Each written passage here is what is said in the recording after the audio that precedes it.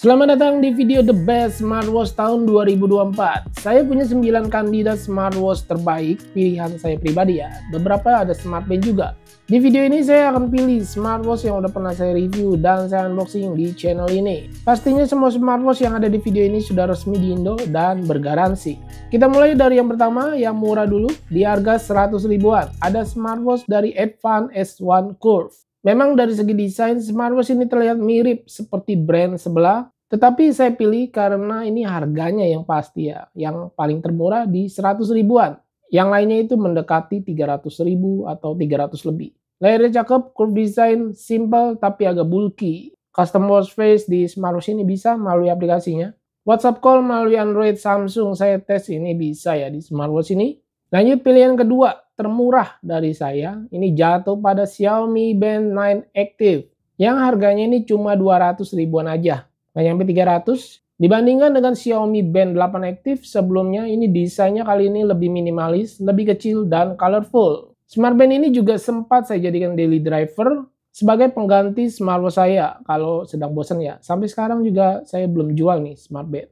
Pilihan watch face-nya bagus-bagus dan banyak ini bisa di-download dari app-nya Mi Fitness. Walaupun memang untuk displaynya ini belum AMOLED, masih menggunakan TFT. Bezelnya juga terlihat masih agak tebal. Tapi kalau dibandingkan dengan HB9, harganya ya ini separuhnya ya. Di harga 300 ribuan ada smartwatch yang baru tayang. Ini Itel 043. Ini smartwatch beneran keren guys. Bagus, desainnya cakep, curve display, warnanya itu loh, gonjreng bener. Sebenarnya saya lebih pilih yang warna hijau ya, tapi kosong mulu tuh. Memang kalau diperhatikan smartwatch tipe ini banyak yang mirip-mirip ya. Tetapi seperti si Advan, saya pilih karena si Itel ini memberikan harga yang cukup murah dibandingkan dengan brand-brand lainnya ya, yang mendekati 500 ribu. Dari kemasannya sendiri, packagingnya ini unik menurut saya, bagus, berbeda daripada yang lain. Strap yang diberikan juga ini cukup keren, mirip seperti si GT5, walaupun memang beda ya kualitasnya. Layar sudah AMOLED pastinya, always on display-nya juga ada. Menurut saya ini AOD-nya juga bagus, cakep. Ada warnanya gitu, tidak polosan aja. Fitur Bluetooth call pastinya bisa ya. Saya tes menggunakan WhatsApp call dari Android Samsung. Lanjut kalau smartwatch di harga 400 sampai 500 ribuan, menurut saya ini nanggung ya. Banyak smartwatch di harga segitu tipe-tipe yang garansinya sekitar 1 bulanan deh.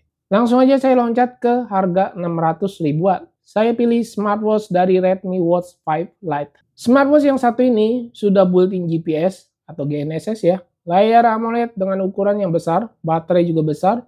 Bluetooth version menggunakan yang terbaru dan juga watt resistnya ini sampai 5 ATM.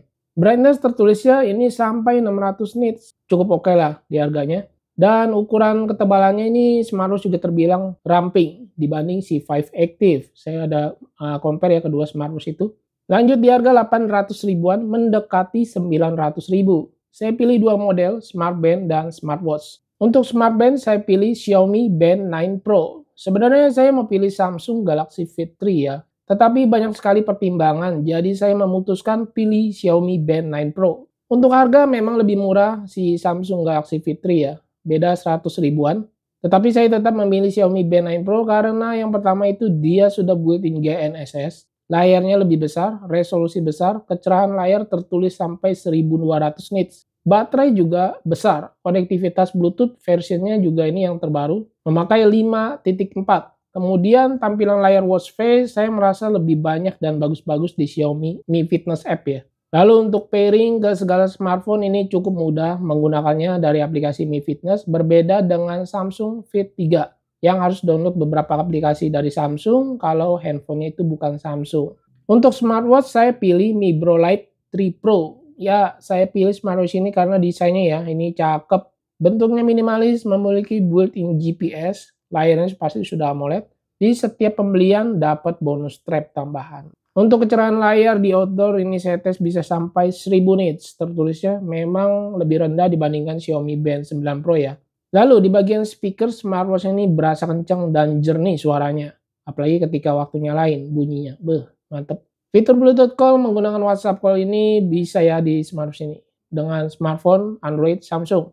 Layar sentuhnya ini smooth banget, parah. Dengan 60 Hz, animasinya bagus. Di kecerahan layar pastinya sudah ada auto brightness. Watch face yang disediakan dari aplikasi Mi Bro Fit banyak banget yang bagus-bagus. Apalagi ini watch face analognya dia sudah ngepel ya. Nambah cakep aja tuh. Fitur outdoor seperti kompas, baro, altimeter tersedia di smartwatch ini. Naik di harga 1 jutaan, saya bagi dua model lagi, yaitu model square dan round screen. Untuk yang round screen, saya pilih Xiaomi Watch S3. Dia ada di harga 1,4 jutaan saat video ini dibuat.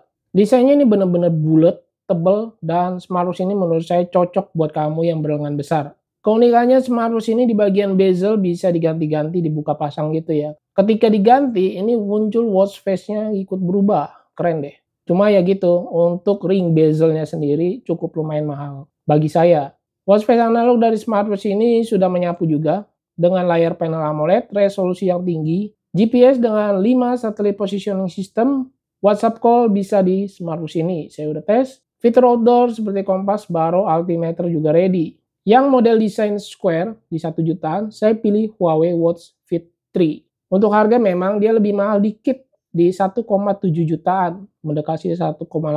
Smartwatch ini udah menjadi salah satu daily driver saya di tahun 2024 kalau saya sedang bosan pakai smart band. Saya suka smartwatch ini karena desainnya ini minimalis, tipis, tidak terlalu besar, cocok di pergelangan tangan saya yang kecil, ukuran lingkarnya 16 cm.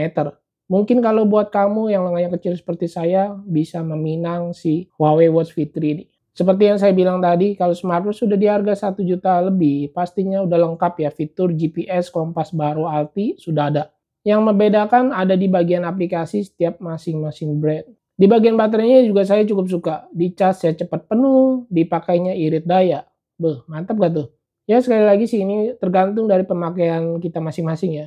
Kalau bagi saya pribadi ini baterainya lumayan awet. Kemudian yang saya suka lagi di bagian fiturnya seperti balas pesan chat dari WhatsApp menggunakan template itu kepake banget sih bagi saya. Apalagi kalau saya yang sedang berada di jalan ya berkendara tanpa mengeluarkan smartphone lagi.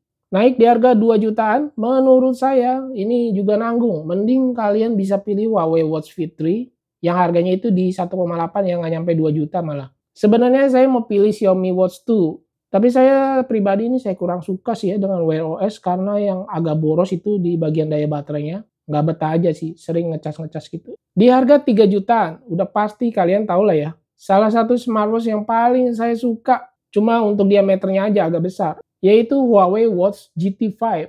Kalau dari segi desain, terlihat memang nggak terlalu banyak berubah ya dari seri GT4 sebelumnya.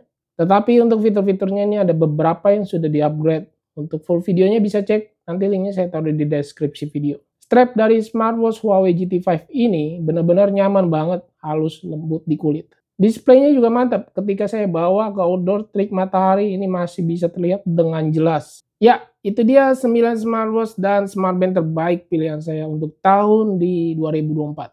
Ya semoga rekomendasi dari saya ini bisa menjadi incaran kalian untuk di akhir tahun ini.